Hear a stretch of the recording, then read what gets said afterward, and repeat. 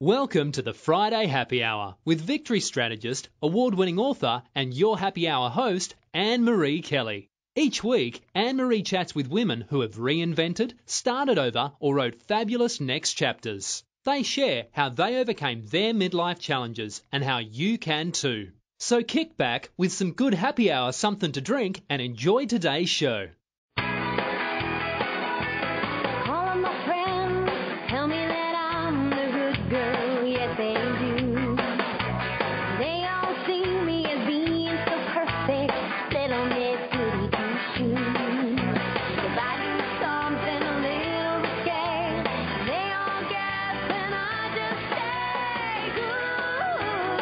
And welcome. You're listening to the Friday Happy Hour with me, Annmarie Kelly. You know me, I'm that recovering good girl and your victorious woman empowerment partner.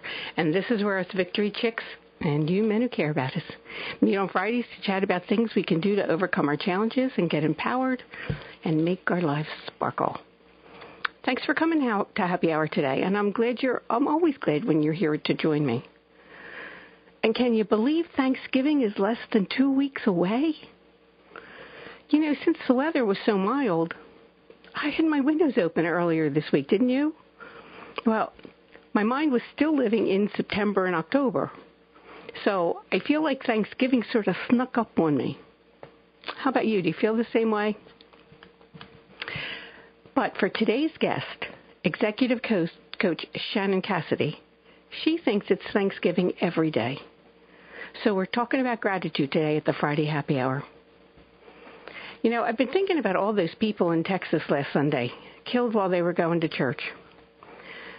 You know, the thing about that which disturbed me the most, after, of course, the horror of the murders themselves, was that the clown who did the shooting shouldn't have been able to get those guns.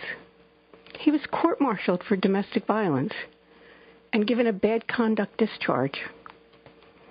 That information should have been sent to the FBI's National Crime Information Center.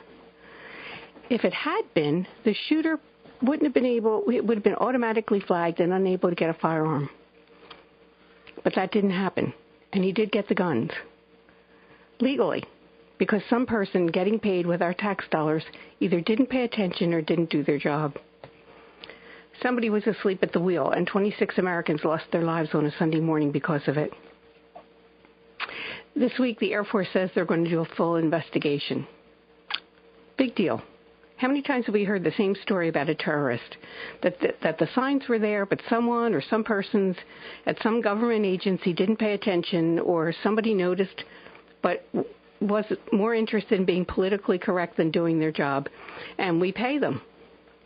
And I'll bet not only will the person or persons responsible not get fired, there won't even be much of a reprimand, if any. You know, that's the problem with government jobs. My father was a government worker, so that was maybe the first time I ever heard about it from him. But it seems that once you get a government job, it's almost impossible to get fired, which unfortunately attracts a lot of people, a lot of good, really good people, but it attracts some people who wouldn't be able to last in any other kind of company. Now, I learned that really, I guess I would say, that kind of came home in my head when before I wrote Victorious Woman and shifted my focus to Victorious Woman. Because before that, I did a lot of management development and communication skill building with a lot of government agencies. And while I saw some amazingly bad work practices, I heard a ton of complaints from the people who were doing the real work. High-grade executives, middle managers, regular employees who are frustrated with deadwood and behavioral problem employees that held a department back from doing their best. And yet, they were allowed to stay. It's just one of like I always thought that was just not a good thing for our country.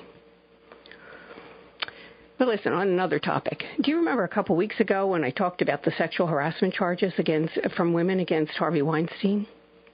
You know, first it was Roger Ailes and Bill O'Reilly, then it was Weinstein, Halpern, and this week Louis C.K. Well, when the Weinstein stuff first came out, I suggested then to you that it wouldn't be too long before we started hearing about sexual abuse from men too. And I said that because some time ago, a guy who was a friend of mine shared his experience with me. Well, sure enough, the news came out.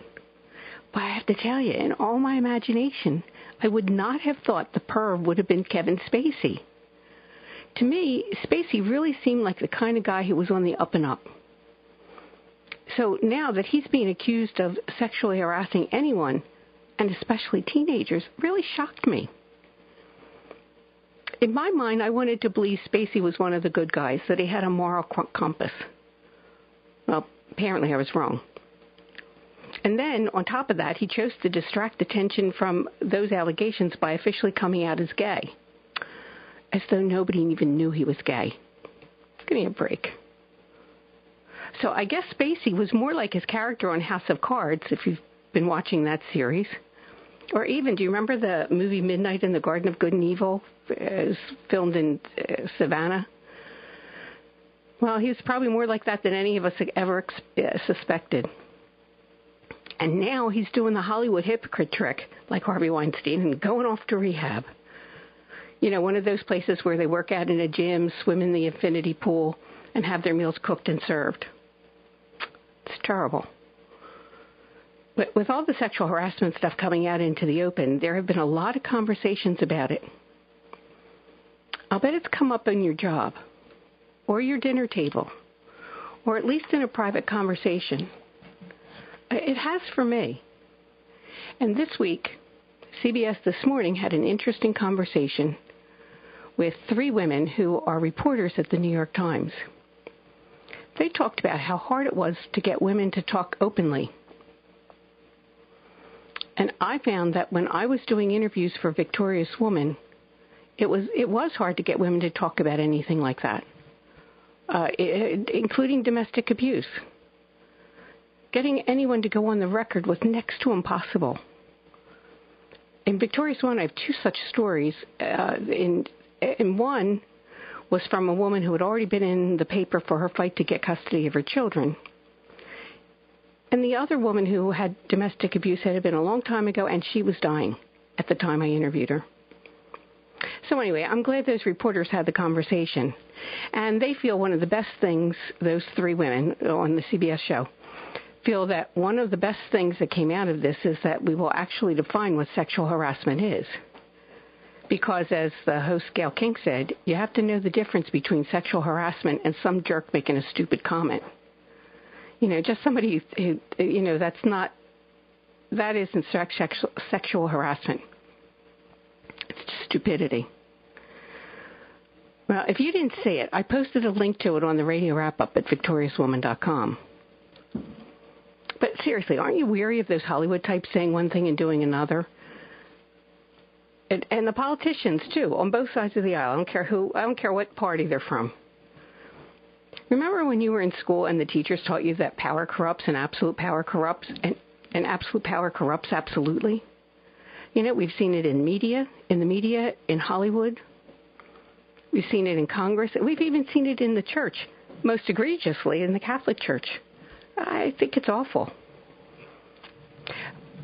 But what wasn't awful was last Saturday. And if you remember, Joseph and I were invited to the book lunch party at our Drossen in Villanova. Now, one thing I can tell you for sure right now, the lunch party for 5-year marriage in February will not be anywhere near as snazzy as that was. Now, first of all, we drove onto the beautiful estate and up to the front door, where there was valet parking. When was the last time you had valet parking for your guests? Well, then a young woman opened the door and greeted us, and another one offered us wine, I guess just in case we couldn't get to the full bar fast enough. And then we were offered butlered hors d'oeuvres, I guess just in case we couldn't get to the dining room fast enough to snack on the cheeses and fruits and desserts. And they were snazzy hors d'oeuvres. They weren't, they weren't like the kind that I make. They were the high class stuff. It was something. And there was little Joseph and me hobnobbing with some of the rich and famous of Philadelphia's Main Line, as well as some of the farmers whose family, for several generations, did then and still do raise cows on the Ardrossan estate. Well, we sat on the veranda with one of them enjoying the very mild November weather while she told us some of the stories of her life at Ardrossan. And we met so many interesting people, like the book's photographer and the guy whose business is renovating Airstreams. You know, those RV trailers that look like a silver bullet? He was fascinating. Joseph and I were the first ones to buy the book, which gave us a little famous distinction. And Kathy from Mainline Books said she got a lot of calls on Saturday about Sunday's signing. And we figured it was from some of you, so thank you for calling and inquiring. If you went to that book signing on Sunday at Mainline Books, I'm sure you weren't disappointed because the book's amazing, has fabulous pictures in it. And we got into some of the, Joseph and I got into some of the press. And I posted a link on today's radio wrap-up, Susan Scoville, on her blog. We're in her blog today. Or I guess she posted it last week. So I'm pretty grateful for that experience. Of course, we could only stay about an hour because we had 4 guests coming for dinner at 6:30. That was one of those things that at the end of the night, Joseph and I high-fived each other for pulling it off. But say, listen, speaking of grateful, I'm grateful that Shannon Cassidy is joining us today. Shannon is the executive coach and author of 3 books: The 5-Degree Principle, which is about change; Vibe, about authentic leadership; and Grounded in Gratitude, which is what we're talking with her about today. And she's a local girl. She's from Kennett Square. So go get some good happy hour, something to drink, and come back with me and Shannon Cassidy. You're listening to the Friday Happy Hour. Remember when you wished you had more time for yourself? And now you have it, but you notice you're keeping busy with stuff, but that stuff isn't making you feel happy or filled up? And when you think about what would make you happy and filled up, you get stuck or feel overwhelmed. And then you go back to what's more familiar, more comfortable, even if it's not making you happy. Wouldn't you love to find a way to start making sense of that deep discontent you're feeling? Well, you're not alone. I'm Annmarie Kelly, author, victory strategist, and the radio show host of the Friday Happy Hour. And I know there's a place for you, one that other women have found to be both inspirational and empowering. And it's the Victorious Woman Project. Go there now and get on my mailing list, where you'll be the first to know about my upcoming online workshops, teleseminars, and more. And while you're there, take a couple minutes to look over my blog. You can download some of the free stuff I have for you and let it get your creative juices going. I'm looking forward to meeting you at the Victorious Woman Project. And that's at www.victoriouswoman.com.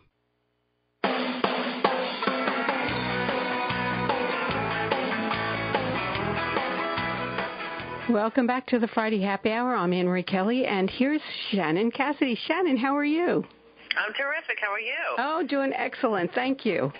Shannon, Thanksgiving is less than 2 weeks away. And, did it sneak up on you like it snuck up on me? Yes. The fact that today is the 11th of November is shocking. I know. It feels like it should, last week it felt like it should still be like the 10th of October. Right. I know. Well, now that it's 38 degrees, now it's feeling a little more appropriate. Yeah. Shannon, I invited you to Happy Hour to talk about what the topic of the month is, gratitude. For you, what comes to mind when you think about gratitude? It's awareness. Gratitude is a mindset. It's something that is either how you're looking at life or it's something you're missing about life. So to me, it's all about awareness.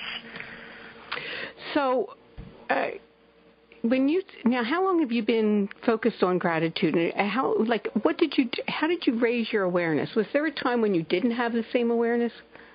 Yes.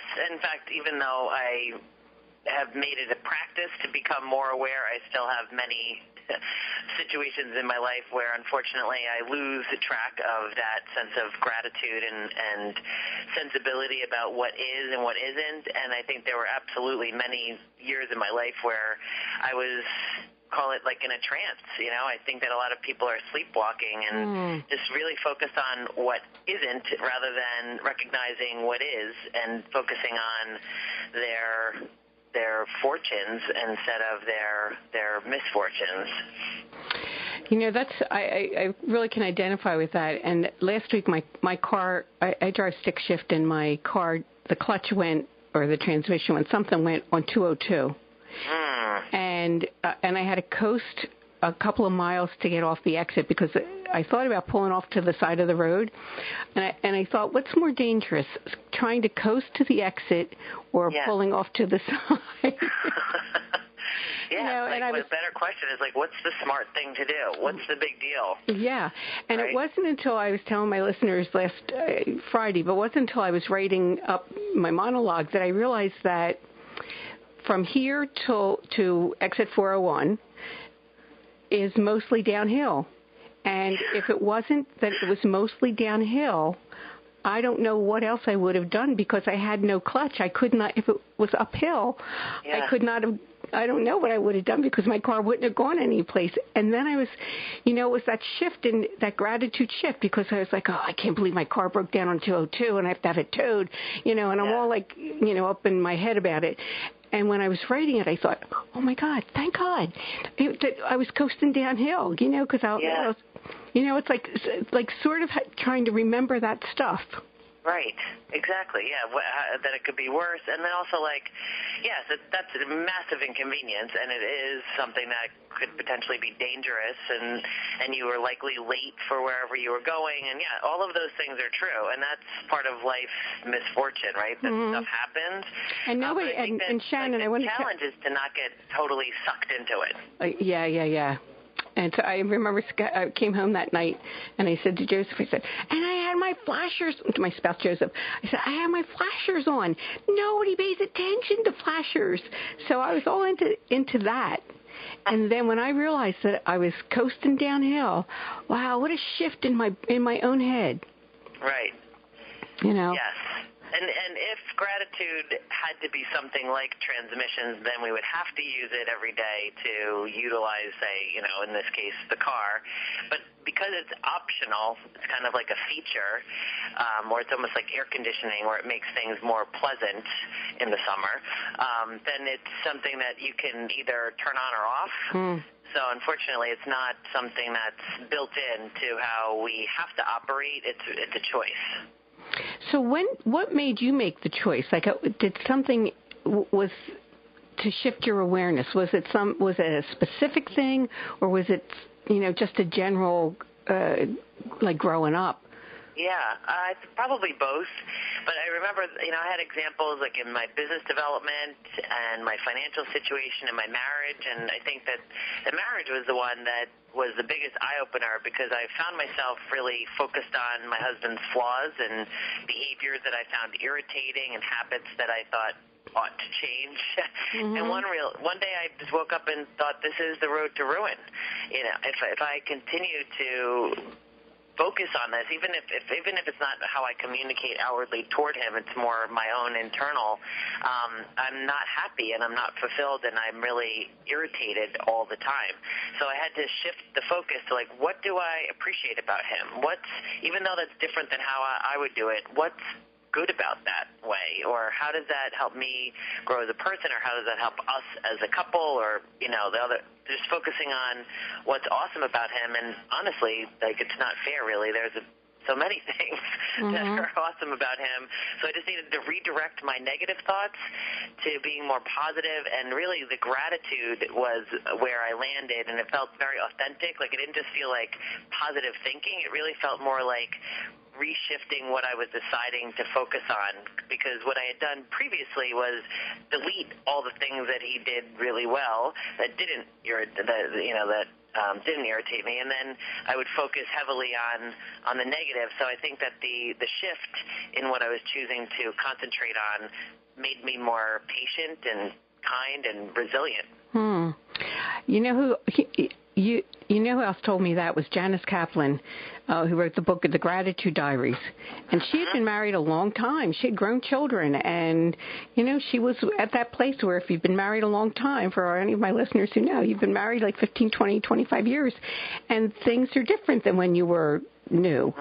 And he was a physician, and she was telling me a story about how he got a call in the middle of the night, and that used to really aggravate her. And then she said she started to look at it because she was writing the gratitude diaries, and that month she was focusing on her relationship, that she thought, well, how lucky it is that there's, for the person that he's being called out in the middle of the night for. How lucky is that person that he's willing to go out and she started to really rethink that whole thing. She said it saved her marriage. Absolutely, me too. Yeah, and nothing's perfect, and I'm also sensitive to those who are listening who either don't have a marriage or don't have one that gratitude is enough, or one that has a broken marriage or potentially even has lost a spouse. So I appreciate that there is a whole range of people out there in different situations.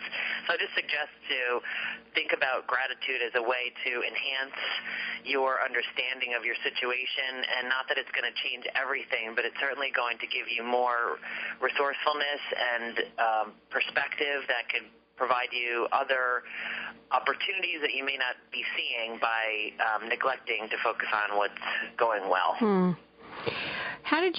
So if you weren't always like this, how did you get your gratitude practice started? I think I just realized that the majority of our thoughts are in the form of a question, and so I then thought, okay, I love efficiency. It's like models and strategies that help you, get to the results the most efficient way possible. So then I thought, okay, so if the majority of our thoughts are in the form of a question, then the quickest way to have a quality life would be to improve the quality of our questions. So really, it's around how we think. So this occurred to me probably back in 2003, and then I thought, okay, well, if I were going to organize my thoughts into two kinds of questions, I would say I have disempowering questions that focus on the problem and make me a victim and really make me feel stuck and focus on what I'm lacking or what the situation's lacking. And then the other side are empowering questions where I'm in the driver's seat and I have a choice and I have empowerment. So then I thought, well, what kinds of questions exist in those two groups? So like for disempowering questions, I realized that most of those questions start with why. Now, why questions are helpful to problem solve and get to the root cause of something. But when it comes to like day-to-day questions, why questions tend to be rear-view mirror questions where they focus on what happened or why didn't I see that coming or why did that happen to me or why doesn't anybody help me or why don't I have enough time? And it just makes me feel at a loss, and it also makes me feel like I have no control. So then I thought, well, what kind of questions are on the other side? I think of these as roadways. Like here you are with the driver's wheel in your hand, and you have two roads that you could go down, and those disempowering questions are on the road of rumination. That's typically for me a left turn, or I could take a right down the road of resolution, and questions down that road tend to start with what or how, because what or how questions often are exploratory, open-ended, future-focused types of questions. Now that's not always true, because I could say, what were you thinking, or how could you be so foolish? But for the most part, what-how questions shift your thinking. So like, what am I grateful for? How could I look at this differently? What's right about this situation? And when I started to reshift how I was framing questions internally, it also helped to influence how I positioned questions externally and really made a massive improvement in my quality of life. So even now I notice that when I'm in a rut and when I'm in the grip or just not feeling great or just totally feeling like depleted, I recognize that it's in part because of the poor quality of the questions that I'm asking myself and the absence of my acknowledgement of what I'm grateful for. So you're saying that why questions tend to put you on the defensive, and I guess they're like why questions. I always think of why questions as being more like blaming questions. Exactly. And then so if we start reframing our questions to start with a what or a how, then are you saying that it makes our minds easier to shift into something more positive? Yeah, I think it just helps you to become more resourceful and creative and not be in that place where you're stuck. I mean, we all know how that feels.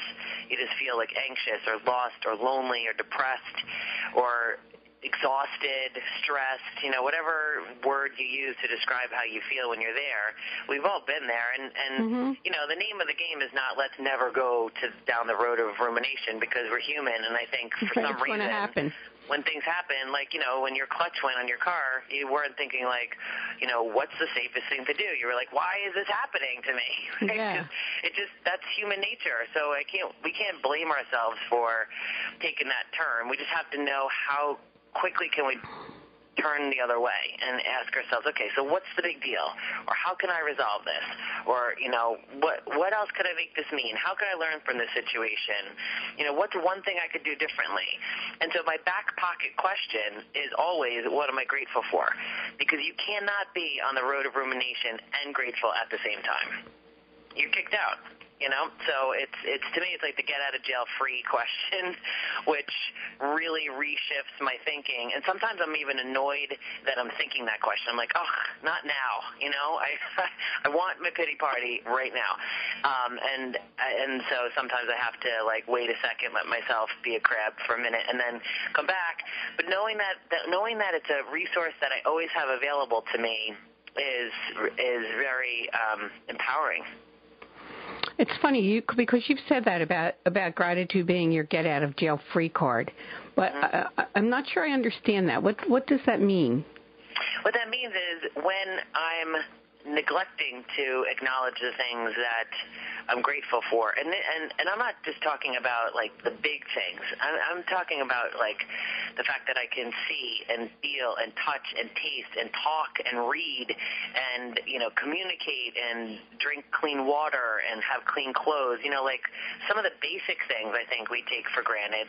And when I'm not focused on those things, and instead I'm focusing on all the things I don't have, time or availability or some of the other niceties I'd like to have in my life, and I get kind of wrapped up in those things, then I feel like that to me is that's like being in prison in my own life, that I feel stuck and I feel helpless, and I hate feeling like that. So to me, focusing on gratitude gets me out of that place. It frees me up to say, okay, I could dwell on what's missing, on the delta, but I could also take a minute to acknowledge anything that I'm grateful for. Like today with Veterans Day, I'm grateful for all of the people who have served our country, and some of them have lost their lives, and a lot of them, even if they're still living, they've lost a lot of other things, like some of their brothers and sisters and some of their family situations. So there's been a lot of sacrifice, and we get to enjoy a fall day in the Northeast because of a lot of the decisions and choices that they have made. So we can't go through the day today, in my opinion, without taking a minute to acknowledge that. Every time I see an American flag today, I'm really caught in my own emotions of gratitude for all of those who make that symbol so meaningful. Mm-hmm. Now you're talking about feelings, but is there a difference, Shannon, between feeling grateful and being grateful? I think so. I think feelings are fleeting and temporary and situational, probably is the best way to think about it. I feel something in the moment. It's like a emotion, but a being is a state. It's like a position. It's a lens that you could look at life through. Being is transformational, right? So if I'm going to be grateful, that's like a descriptor of who I am. And I think, one of the strongest forces of our behavior is to be consistent with the way we see ourselves. So if I say, I am exhausted, I'm kind of motivated to be exhausted because I've described myself that way. So in the same vein, being grateful, if I decide that that's how I'm going to be, then that's going to affect me on a much deeper level. Feelings are more fleeting, in my opinion, than being. And I think that describing yourself as grateful is a way to make this more of a practice and a lens in which you look through life instead of a moment. Yeah, you know what, Shannon, I'm thinking if I could have 17 different feelings in the course of an hour. Because, like that, and I feel happy and I feel ticked off and I feel sad. And it's like all that can happen in the course of an hour. For sure. And that's very different than the action. It's almost as that you're saying it's that being grateful is like an grounded activity. Yeah, because it's not contingent on anything. It's not like you did something nice for me and I'm grateful for that favor. But when I'm being grateful, I'm just grateful for you anyway, whether you've done something for me or not, or you've handed me a gift or not. I'm just grateful for you, and I'm grateful for our relationship. And, every so often there's like those moments of time where it's like even, I guess more founded in something tangible like a gift or a service or a smile or companionship. But even without that specific thing, I can still be grateful. So when because even if something really bad happens, then you still have that. It's like somebody having a pleasant personality versus somebody having a dominant kind of personality. It's how you be. Exactly. Like there's this great piece by Charles Swindoll called Attitude, and in there he talks about how life is 10% what happens to you and 90% what you do about it, that it's all about your attitude and your perspective. It's not about your circumstances or your opportunities or your education. It's about how you view it. And I think gratitude is like my daughter's quote is, gratitude is the best attitude. And grounded in gratitude, I found some famous quotes from, history. And then I've also asked some loved ones to provide quotes, and my daughter's are on her birthday. So anybody who contributed a quote who's a loved one or a client or a friend, I put that quote on their birthday. So on hers, which is June 4th, it says, gratitude is the best attitude. And I think that that's so true, and that's part of the being. It's like something you just decide that you're going to enable in your life. And what's great about it is the choice that everybody has. It's not about your circumstances or your position in life or even like how blessed you are. It's something that is available to all of us. And a time that I realized this was my husband and I went on a mission trip to Honduras, and we went to these barrios where these people live in like basically like paper houses with kind of tin roofs propped up on twigs, and you go inside these places, and these people are they're not clean, and their clothes aren't clean, and they're cooking within their own little homes, so there's smoke around them just from trying to heat up water, and it's just unbelievable the poverty there. And when we got there, they smiled and they grabbed our hands and they hugged us, and they just said they're so grateful for all that God's given them. And I thought, oh my gosh, that's really when the light switch went on. I'm like, if they can be grateful for what they have, then I have no business not being grateful. Interesting. So I guess to me, when you're talking about the feeling and the being, when I pay attention to gratitude, I think it lends itself to feeling joyful. Yeah. Or joyful and joy-filled. I like that feeling of joy and joy-filled, but it's that, how you say, grounded in gratitude, that you're being, that you're paying attention, that it's part of your psyche, that you're paying attention to what's good around you. Right. Exactly. Yeah, and I think joy is such a great word, because joy is like what's different between joy and happiness. Like I think joy is similar to gratitude, where it's internal and it's like a mindset or like a state, versus happiness is something that you feel in the moment.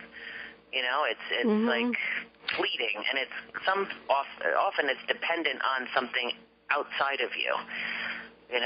Some people feel happy because something happened, but joy is something that you can choose to be and feel anytime you want. Yeah, I'm happy that I'm getting a new car, but that's not going to be a joy. That'll make me happy for as long as it takes me to get used to the new car. But then it's going to be my car and my transportation. It's different from being fulfilled or joyful just for being. Yes. Do you know what I mean? Yes, I do. There's a lot of studies that have come out, and I'm wondering, and you do this work with people. What are some of the things that you've experienced? And I put a link to an article on today's radio wrap-up that I found in Forbes. But what are some of the things when you do this work with people around gratitude? What are some of the things that you've noticed happen in people's lives? Yeah, aside from just having more joy, there's also some health benefits. There's a massive reduction in mental health challenges because, on some level, yes, there are also chemical levels that are affecting mental wellness, but there's also that choice and that empowerment and that feeling that I have some control in my life and that I can focus on the things that are going well and not give most of my attention to the things that aren't going well. So there's been research to back up the mental wellness piece of it. And then the overall well-being, I think people's satisfaction in their lives in all areas. So like financial well-being, you may not have like the, pie in the sky vision of what's possible for you, but if you can pay your bills and buy a coat when you're cold or new shoes when they're worn out, like the reminder that you have the financial ability to care for yourself and your family is fulfilling. And then I think that, in relationships, like we just talked about marriage, I think that's also an area that benefits from more gratitude. So there's all these pieces in your life, your friendships, your work relationships. Work is called work for a reason. It's not like I'm going to have fun today necessarily. You're going to work, but for you to focus on what are some of the benefits at work, like the management, your teammates, your the history of the organization, how it became a thing in the first place, opportunities you might have to grow, maybe of healthcare, your wages, your peers, your customers, the successes you get to have, the things that you learn from your failures.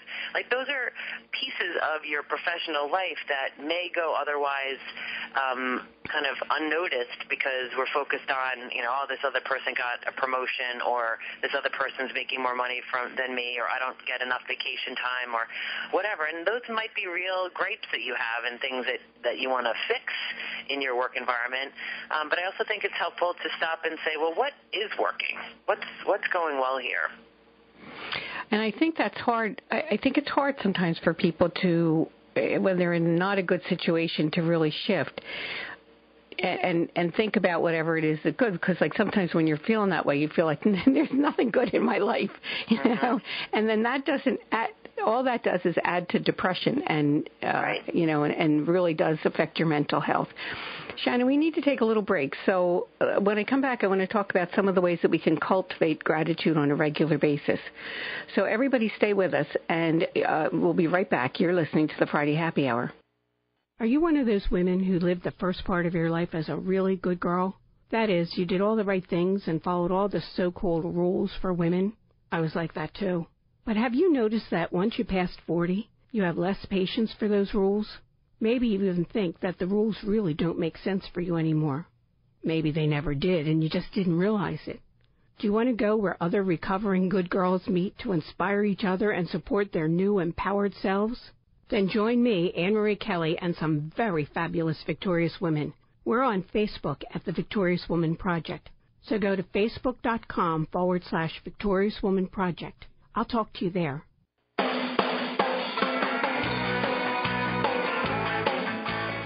Welcome back to the Friday Happy Hour. I'm Annmarie Kelly, and I'm here with Shannon Cassidy, and we're talking about being grounded in gratitude.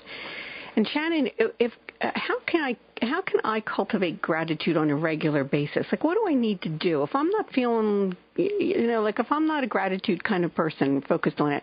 Well, how can I make that different? Well, I think the scarcest resource available today is attention.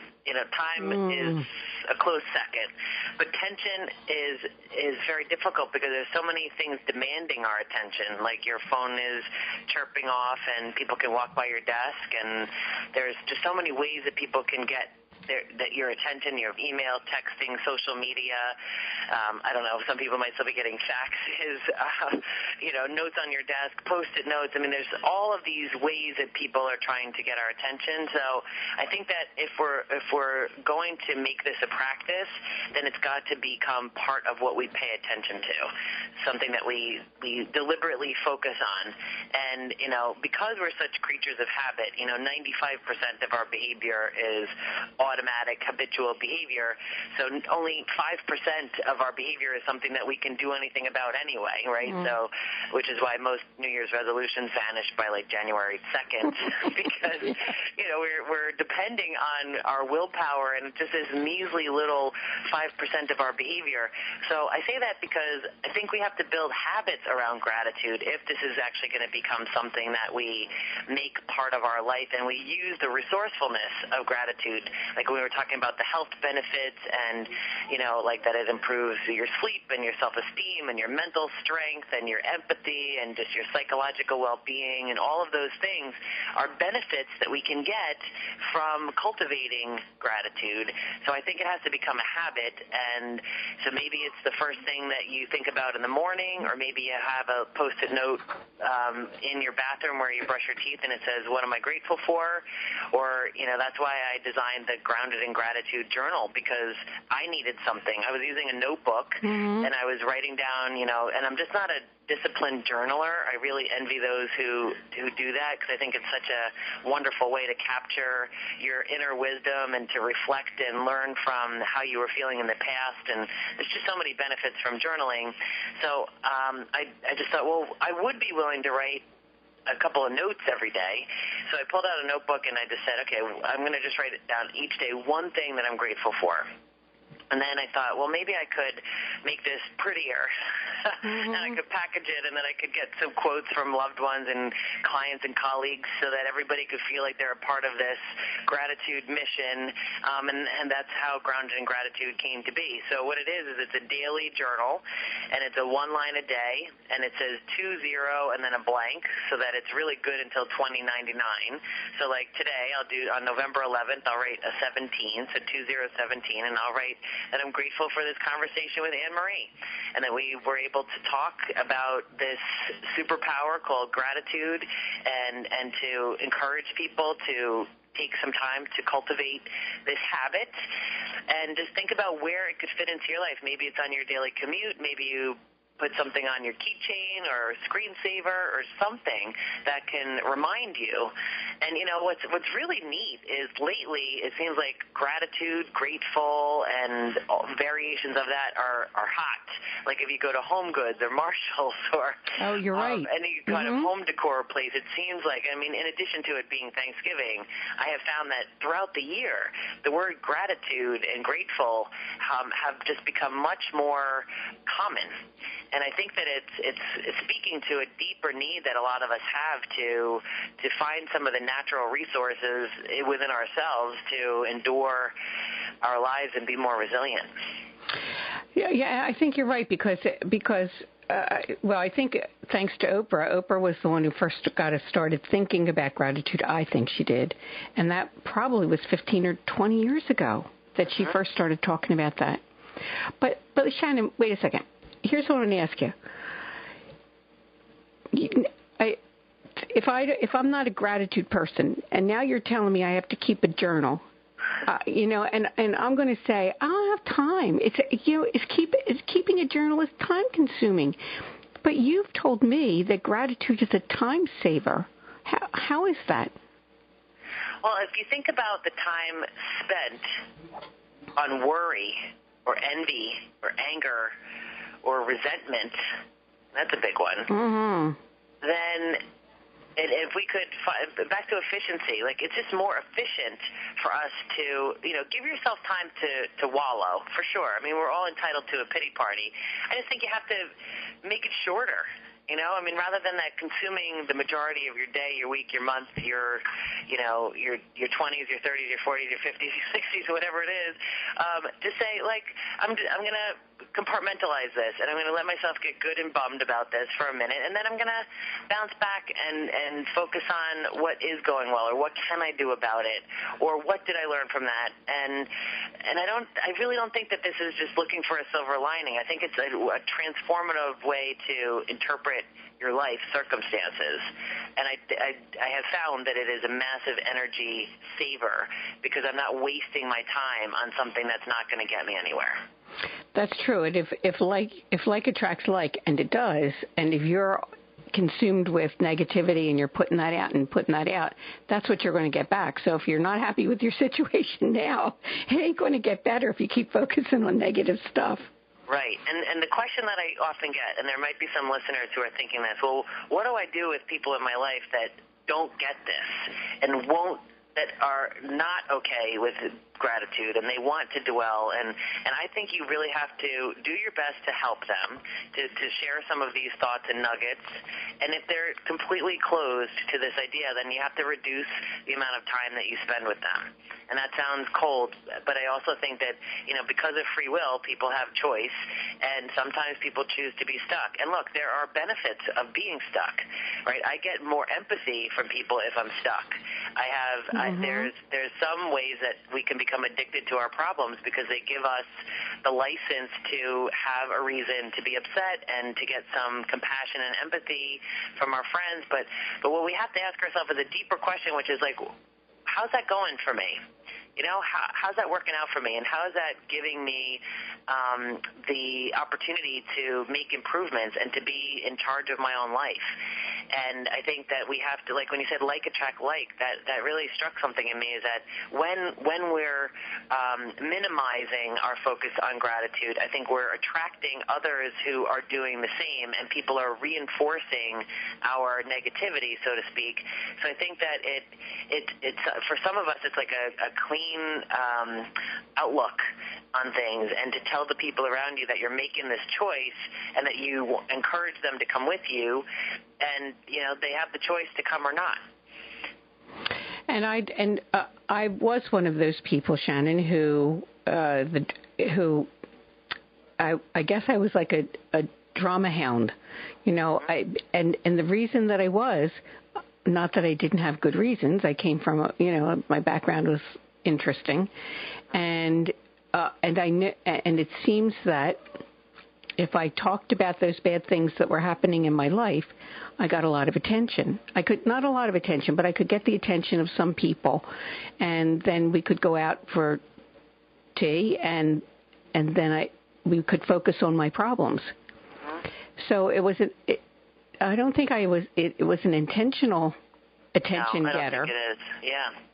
But it worked, and it was different when I stopped doing that. It didn't happen immediately. And I think that's something we could tell listeners. I don't think you shift that attitude into an attitude of gratitude fast. Mm-hmm. I think it takes its time to retrain your thinking, don't you think? Definitely. Yeah, and I think like the baby step forward, because I deeply believe in baby steps toward progress, back to the 5% of our behavior being mindful, conscious, regulated behavior. I mean, I think the only thing we can ever hope for is baby steps toward progress. So like a baby step forward would be to think right this second, what am I grateful for? Mm-hmm. What's something in my current environment, whether that's your car or your home or your kitchen or your workspace or wherever you are, like what's something right now that I could focus in on that I didn't notice before? Or I don't often think about this as something beautiful or good. And and how can I encourage myself to focus on this even more? Like, what's something that I do every day? Like most of us, hopefully, brush our teeth twice a day. So, putting a little note where you brush your teeth, just even a note that says gratitude or focus, or one of them that I have in my office right here, it says be here now. Because the beautiful thing about the present moment is that we can decide to be grateful right this second, independent of anything that's ever happened to us in the past and anything that's about to happen to us in the future, because both the past and the future are not real. They either happened and are gone, or they're going to happen, and we can't really predict it. So the now is the only thing that's real anyway, and we can choose to refocus our attention on gratitude. It's funny. I gave a talk last year to a group, and how I did it was that I wanted them to anchor that idea of gratitude, and so I chose a Peeps chick. You know the Peeps, the Peeps, the marshmallow like Peeps. The candy, yeah, sure. And I got a pink Peeps, like a little doll, like a little stuffed animal. But I gave everybody in the audience a pink Peeps chick. And and I said, whenever you put this like in a place, and I put it in a little organza bag, and I said, whenever you see that, then I want you to use that as an anchor to remember to think a piece of gratitude, think something that you're grateful to. And I've run into a couple of those people who were at that speech, that organization, and they said, every time I see a Peeps, I think about something I have to be grateful for. So yes, I mean, if you could do that with a piece of marshmallow, can you imagine? I mean, it could be a rock, it could be a flower, it could be a matchstick, anything, it could be anything.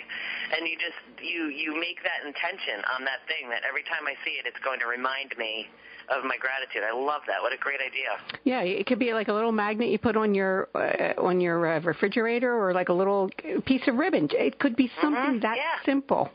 Anything. We're going to need to be going soon, Shannon, but tell my listeners if they want to buy Grounded in Gratitude, how they can get it, and the special little thing that you're going to do for them if they do. Oh, okay, great.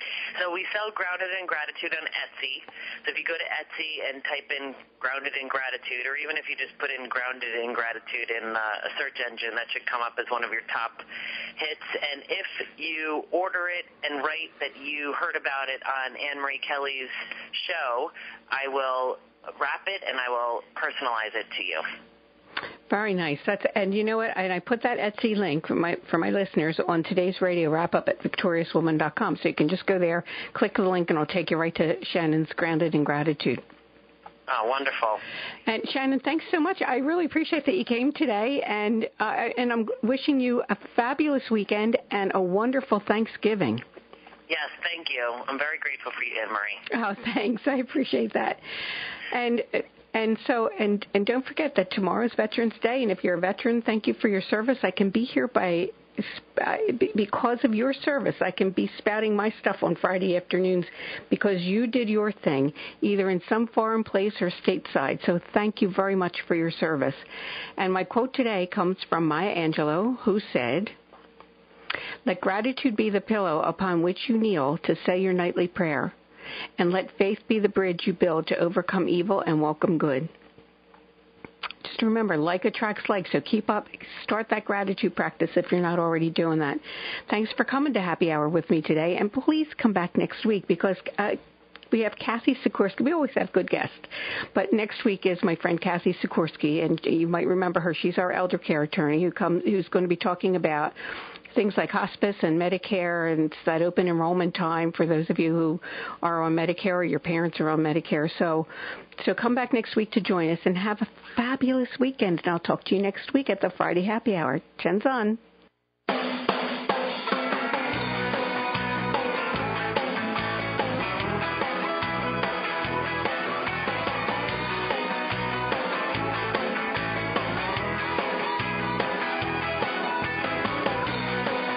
Thanks for listening to this Friday Happy Hour. Make sure you subscribe, rate and review today's show. And join us again next week for the Friday Happy Hour with Annmarie Kelly.